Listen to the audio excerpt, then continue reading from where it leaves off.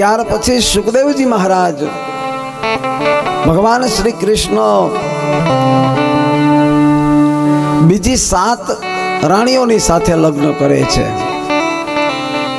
ભગવાન કૃષ્ણને અષ્ટપટરાણી છે 8. આ અષ્ટપટરાણી કોણ છે? એ 8 પ્રકૃતિ છે. પૃથ્વી, જળ, તેજ, વાયુ, આકાશ, મન, બુદ્ધિ અને અહંકાર. આ 8 જે પ્રકૃતિ છે, ગીતામાં એનો પ્રસંગ આવે છે, અષ્ટધા પ્રકૃતિની કથા આવે છે. તો પરમાત્મા જે છે એ આ સૃષ્ટિની અષ્ટ પ્રકૃતિના સ્વામી છે.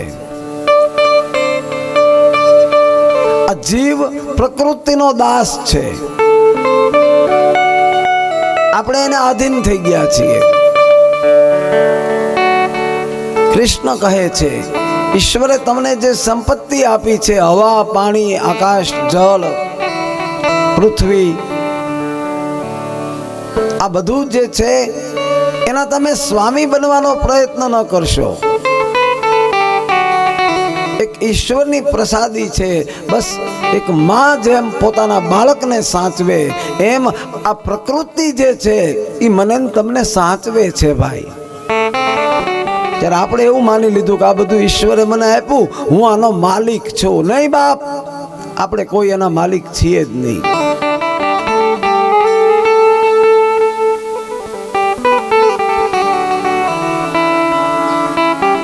ભગવાન કૃષ્ણ ત્યાર પછી 16,000 કન્યાઓની સાથે લગ્ન કરે છે. એની કથા આવે છે.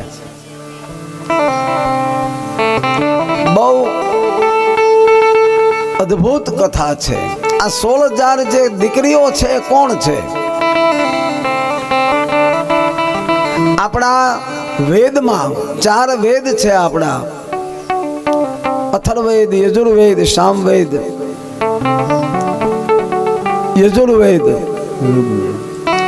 અને ઋગ્વેદ. આ 4 વેદ. 4 વેદના કુલ 1,00,000 શ્લોક છે. એમાં 84,000 મંત્ર છે. એ ભક્તિ કાંડના છે. મહત્વ આપ્યું છે ભક્તિને. જો બહુ વિધિ વિધાન, કર્મકાંડ, મંત્ર, આ બધી વસ્તુ થોડી અઘરી છે, પણ ભક્તિ એક એવું માધ્યમ છે ભાઈ. 16,000 મંત્ર છે એ કર્મકાંડના મંત્ર છે. કર્મકાંડના જે મંત્રો હતા એને અભિમાન હતું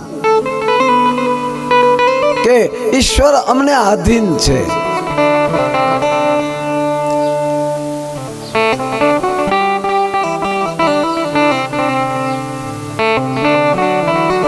મંત્ર આધીન દેવતા. મંત્ર દ્વારા તમે પરમાત્માની સ્તુતિ કરો. મંત્ર એને આધીન છે દેવ. તો એ મંત્ર કોને આધીન છે? બ્રાહ્મણોને. બ્રાહ્મણાધીન મંત્ર.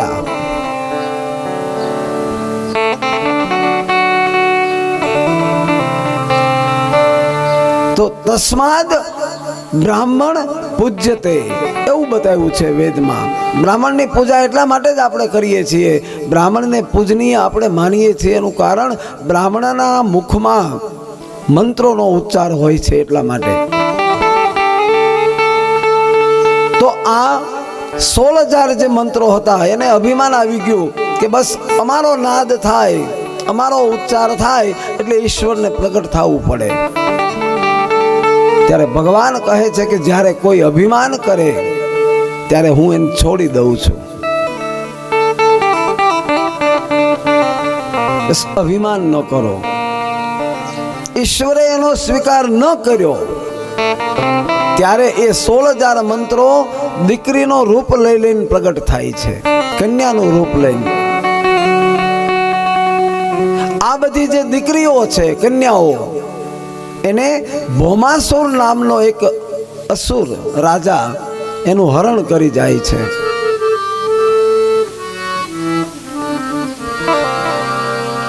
અને એ વખતે આ બધી દીકરીઓએ ભગવાન કૃષ્ણને પ્રાર્થના કરી, મહારાજ અમે તો આપને આધીન છીએ, આપને પામવા માટે અમે સ્ત્રી રૂપ ધારણ કરી અને આ ધરતી ઉપર આવ્યા છીએ, મહારાજ અમને અહીંથી મુક્ત કરો. અને એ વખતે ભગવાન કૃષ્ણ ભૌમાસુરની સાથે યુદ્ધ થાય અને ભૌમાસુરની કેદમાંથી આ દીકરીઓને બધીને છોડાવે છે. એટલે પેલી કન્યાઓ હતી એણે ભગવાનને કીધું, મહારાજ તમે એને છોડાવી તો ખરી અમને, પણ હવે આ જગતમાં અમારો હાથ કોણ પકડશે, અમારો સ્વીકાર કોણ કરશે? સીતાજી વનમાં ગયા અને રાવણને ત્યાં એની અશોક વાટિકામાં જો એને રહેવું પડ્યું હોય અને જગતે એને મેણા માર્યા હોય અને રામ બ્રહ્મ હોવા છતાંય રામને સીતાનો ત્યાગ કરવો પડ્યો, તો મહારાજ આ તો દ્વાપર યુગ છે.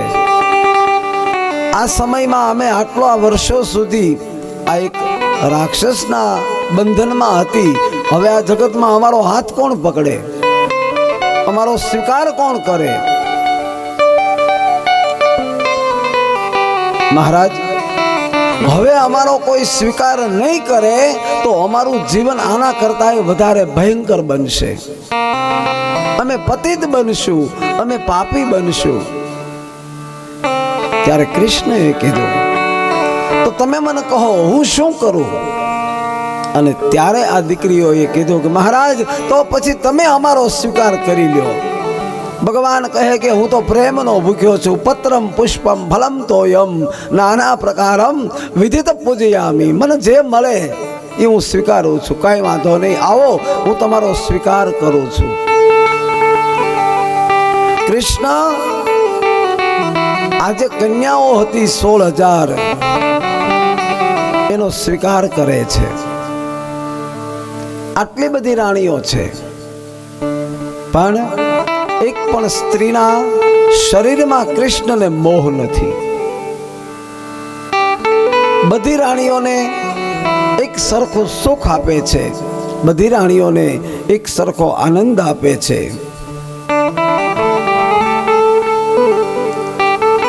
પણ રૂક્ષ્મણી છે એ આટલી બધી રાણીઓમાં સૌથી વધારે સુંદર છે. એને અહંકાર છે પોતાના સૌંદર્યનું, પોતાના શરીરનું. સુખદેવજી મહારાજ વર્ણન કરે છે આ કથાનું. જે રાજા પરીક્ષિતને આજ મૃત્યુ આવવાનું છે, વિચાર કરો કે જે માણસ મૃત્યુના ખાટલે હોય, બસ પ્રતીક્ષા કરતો હોય કે ક્યારે મારો જીવ જાય, અને એની પાસે તમે આ બધી રાણીઓની વાત કરો તો એને ગમે? તો સુખદેવજી જેવો મહા જ્ઞાની, પરમ વૈરાગી, અને એ જ્યારે આ વાત કરતો હોય ત્યારે એક વાત ચોક્કસ કે આ કોઈ સામાન્ય સ્ત્રી પુરુષની કથા નથી, મહાત્મા યોગેશ્વરની કથા છે. આ કથા મારી તમારી છે. યુવાની હોય, આપણી પાસે સૌંદર્ય હોય, આપણી પાસે સત્તા હોય, આપણી પાસે સંપત્તિ હોય, ત્યારે આપણા મનમાં એક અહંકાર હોય છે, હું સર્વસ્વ છું, બધાને મારી જરૂર છે, મારે કોઈની જરૂર નથી. આ એક અહંકાર આવે છે.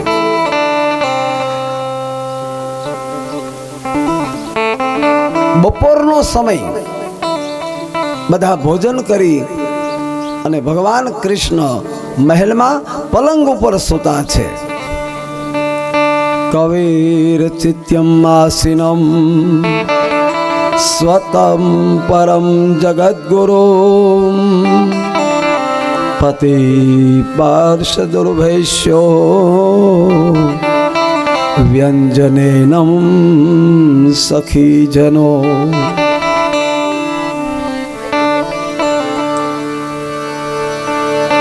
રૂક્ષ્મણી હાથમાં પંખો છે, ભગવાનની વીજણાથી હવા નાખે છે, પણ આજ કરે છે સેવા, પણ એનું ધ્યાન સેવામાં નથી. થોડી વાર થાય પોતાના વસ્ત્રની સામે જોવે, થોડી વાર થાય પોતાના શરીરની સામે જોવે, થોડી વાર થાય પોતાના અલંકારની સામે જોવે. મનમાં વિચાર કરે છે કે આજ હું કેટલી સરસ લાગુ છું. કૃષ્ણને ખબર પડી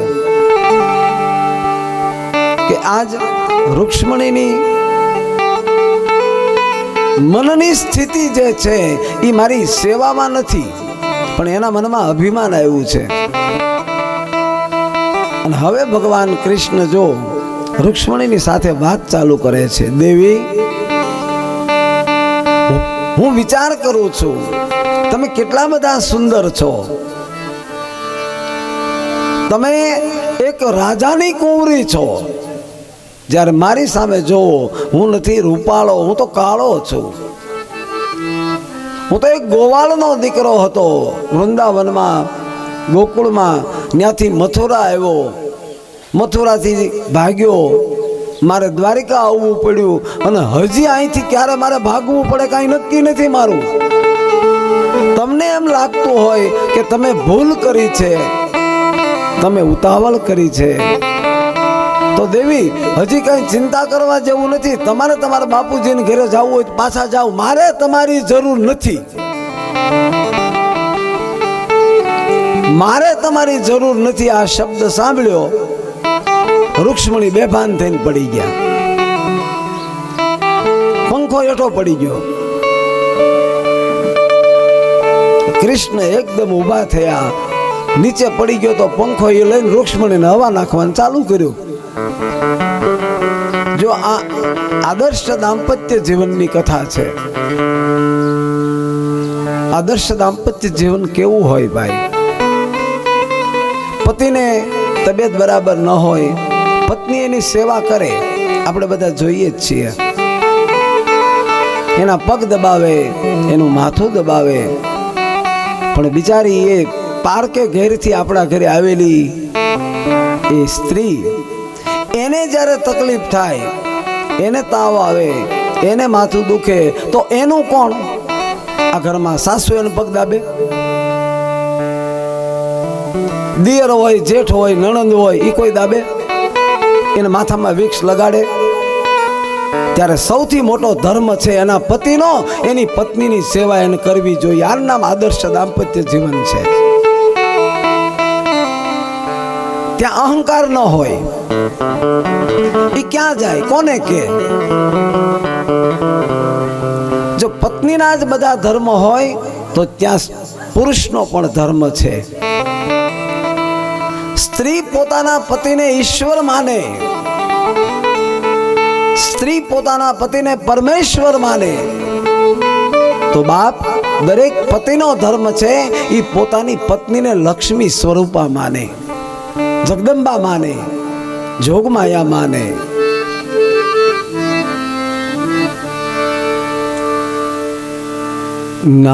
નારી ધર્મ પતિ દેવન દૂજા. નારી ધર્મ પતિ દેવન દૂજા. કરહો શંકર પદરજ પૂજા. કરહો શંકર પદરજ પૂજા. કરહો સદા શિવ પદરજ પૂજા કરહો શંકર પદરજ પૂજા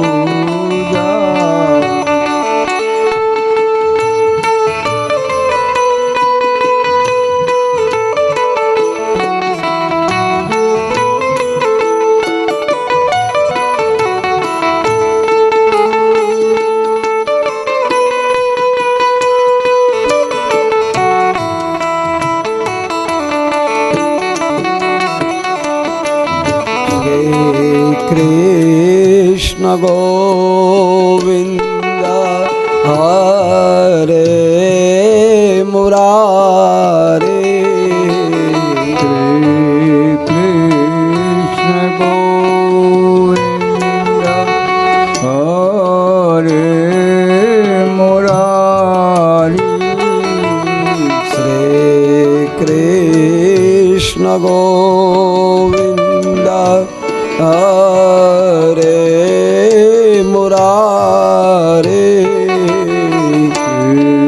કૃષ્ણ ગોવિંદ હરે મુરારી હે નાથ નારાયણ વાસુદેવા હે નાથ નારાયણ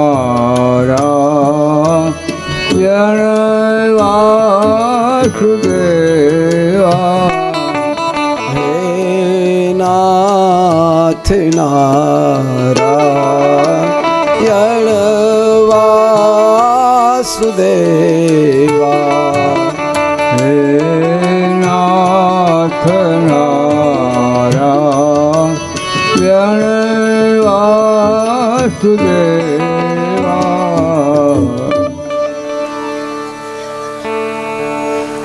પ્રેમ અન્ય હોય છે.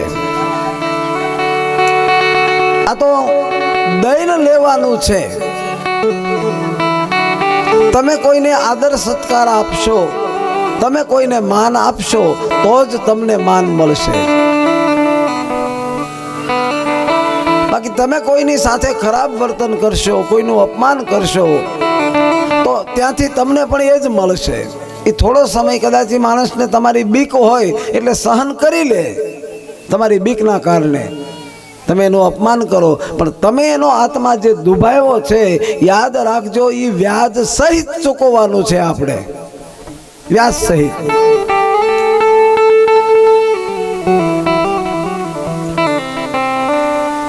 રૂક્ષ્મણીને ત્યાં પ્રદ્યુમનનો જન્મ થાય છે. ભગવાન શિવજીએ આશીર્વાદ આપ્યો છે ને કામદેવને,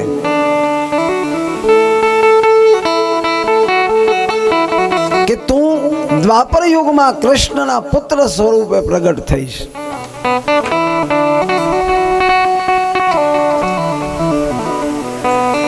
ગોહિલ રાજપાલ સિંહ ગઢાળી 501 રૂપિયા એમ આપે છે વ્યાસ ગાદીએ. આપણા ગામના તે ખોડાભાઈ ભીમાણી એમણે પણ વ્યાસ ગાદીએ 500 રૂપિયા ધર્યા છે. ખૂબ ખૂબ ધન્યવાદ બધાનો.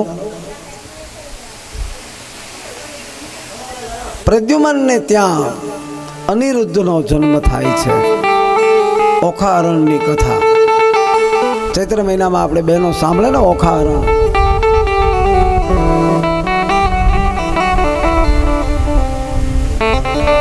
ત્યાર પછી ભગવાન કૃષ્ણ નૃગ રાજાનો ઉદ્ધાર કરે છે.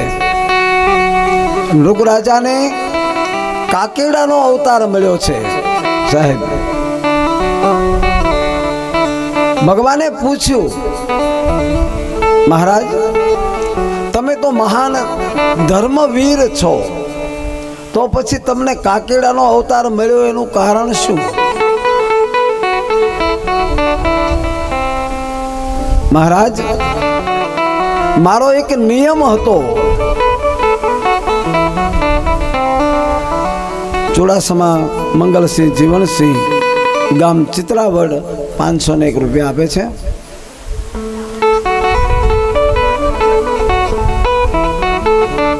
મારો એક નિયમ હતો, હું દરરોજ સવારે બ્રાહ્મણને એક ગાયનું દાન કરતો, દરરોજ. પણ એકવાર એવું બને છે કે જે બ્રાહ્મણને મેં ગાય આપી એ એની ગૌશાળામાંથી પાછી છૂટી ગઈ અને મારે ત્યાં આવી પાછી. મને ખબર નથી કે આ ગાય મેં આપેલી હતી અને એની જ ગાય મેં પાછી બીજા દિવસે બીજા બ્રાહ્મણને આપી. એનું મને પાપ લાગ્યું. જુઓ તમે, આ બહુ સમજવા જેવી કથા છે. મારે ઘણીવાર એવું બને છે એમ કે મહારાજ, ભલે અમારે તો એની હારે વાત થઈ ગઈ હોય કે ભાઈ તમારે અમને આટલું દઈ દેવાનું એટલે વાત પૂરી, બીજી કોઈ અપેક્ષા ન હોય. પણ આ કથાના મંડપમાં જે કોઈ બહારથી આવે છે, દાન કરે છે, કોઈ અનાજ લાવતા હોય, કોઈ રોકડ લાવતા હોય, કોઈ વસ્ત્ર લાવતા હોય, તો એ દાન વ્યાસગાદીને થયું અને એ વ્યાસગાદી ઉપર આવેલી વસ્તુ પાછી બીજા કોઈને આપણે દાન ન કરી શકીએ. ભાગવત ના પાડે છે. આપવું હોય તો બીજું આપો, લાખો રૂપિયાનું દાન કરો, પણ એકવાર કોઈને દાનમાં આપેલી વસ્તુ છે એ તમારી આગળ આવે અને પછી બીજી વાર તમે એની એ વસ્તુ જો કોઈને દાનમાં આપો તો આના જેવું મોટું કોઈ પાપ નથી, એવું ભાગવતમાં લખ્યું છે. મહારાજ, બસ મારી આ એક જ ભૂલ. ભગવાન કૃષ્ણ એ નૃગરાજાનો ઉદ્ધાર કરે છે. ત્યાર પછી થોડી વાર આનંદની કથા આવે છે. નારદજીના મનમાં એવું થાય છે કે એક પત્ની હોય તોય પુરુષને જીવનમાં શાંતિ ન હોય, ક્યાંક ને ક્યાંક માથાકૂટ ચાલુ જ હોય પતિ પત્નીને. તો આને તો આટલી બધી છે, આના ઘરમાં શું તકલીફ છે કે નહીં મારે જોવું છે, અને જો ન હોય તો મારે તકલીફ ઊભી કરાવવી છે. નારદજી આવે છે દ્વારિકામાં. એને ખબર હતી કે આ વખતે સવારનો સમય છે એટલે કૃષ્ણ રૂક્ષ્મણીના મહેલમાં જશે.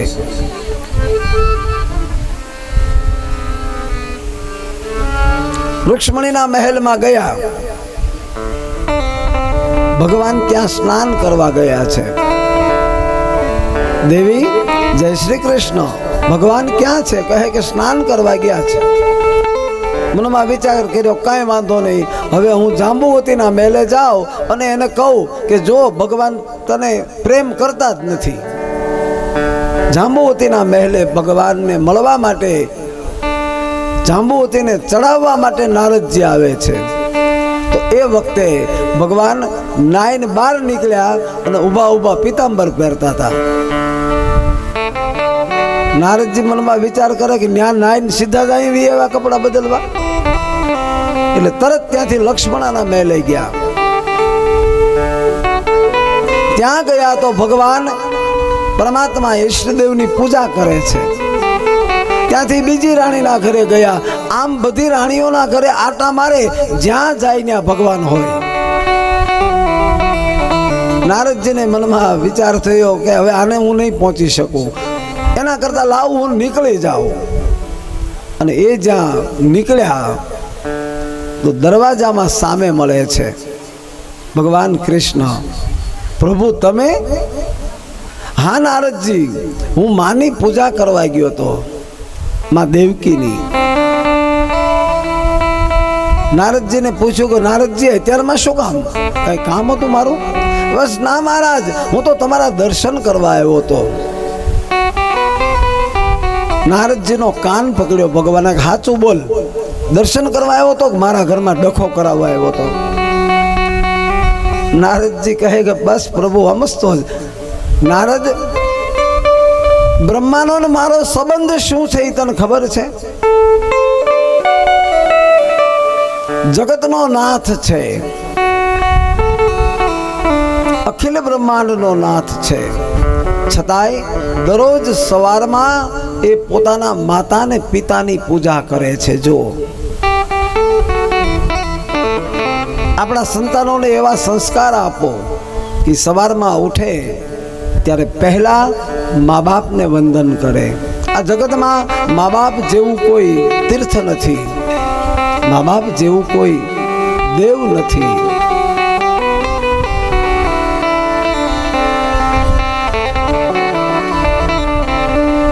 ભૂલો ભલે બીજું બધું, મા બાપને ભૂલશો નહીં. ભૂલો ભલે બીજું બધું, મા બાપને ભૂલશો નહીં.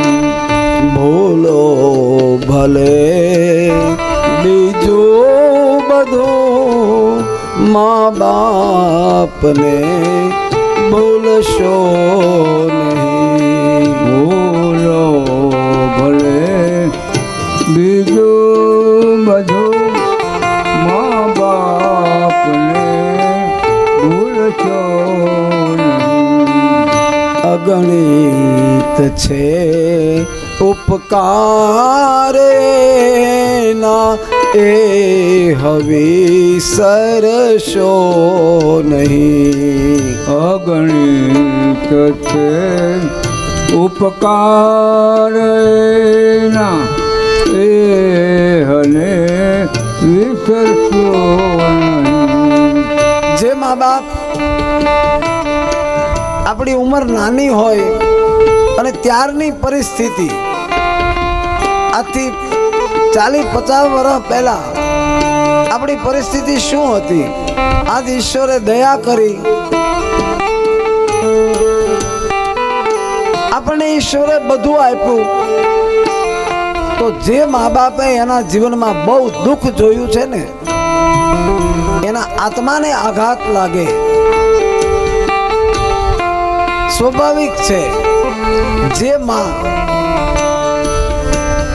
ફાટેલી સાડી પહેરી અને જિંદગીના દિવસો વિતાવ્યા હોય, એ જ માની દીકરાની વહુ 5000 રૂપિયાની સાડી ઘરમાં પહેરે એટલે માં એમ કે તમે બધા ખોટા ખર્ચા કરો છો. એને એવું લાગે, એને આ બધી વસ્તુ નવી લાગે છે. પણ એ સમયે આપણા સંતો, આપણા ઋષિમુનિઓ કહે છે કે તમે એનું અપમાન ન કરો, તમે એને સમજાવો કે બા એ સમય હતો ત્યારે થોડી પરિસ્થિતિ આપણી ખરાબ હતી, અમને દુઃખ છે, તમે કાંઈ માણ્યું નથી, તમે કાંઈ ભોગ્યું નથી, પણ આજ ઈશ્વરે આપ્યું છે અને અમે બધા વાપરીએ. માં આ તો તારો આશીર્વાદ છે, આટલું એને કહેશો ને, એ માં રાજી થઈ જશે.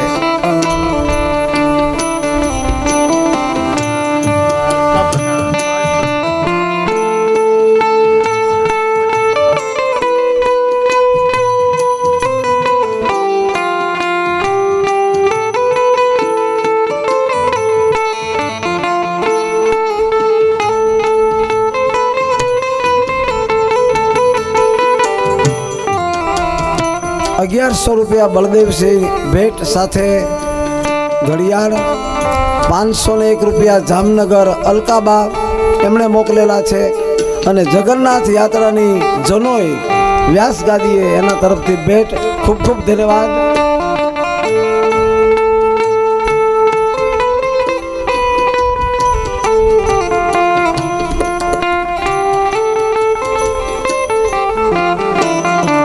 કાઢી મુખેથી કોલિયા, મોમાં દઈ મોટા કર્યા.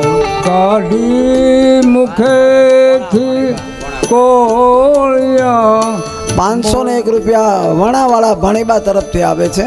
મોમાં દઈ મીઠા કર્યા. કાઢી મુખેથી કોલિયા, મોમાં દઈ મોટા કર્યા. કોળ્યા મોમાં દઈ મોટા કર્યા. જેણે ભૂખ્યા રહીને આપણને ખવડાવ્યું છે, બસ એ મા બાપનો ઉપકાર જે છે. 501 રૂપિયા વનરાજસિંહ સરવૈયા વાલર તરફથી ભેટ સ્વરૂપે